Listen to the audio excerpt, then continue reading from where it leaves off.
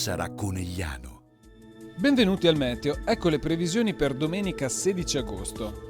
In Veneto sarà una giornata con tempo stabile e parzialmente soleggiato, con qualche annuvolamento al mattino ed in serata.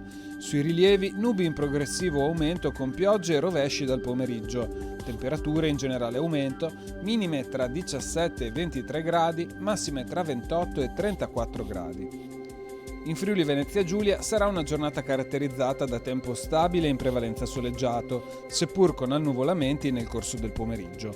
Sui rilievi nuvolosità in aumento a partire dal pomeriggio, temperature minime in aumento tra 19 e 24 gradi, massime stabili con punte di 33 gradi.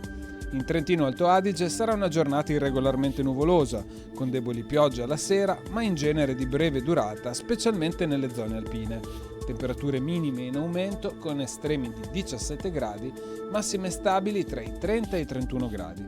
È tutto, arrivederci al prossimo aggiornamento meteo.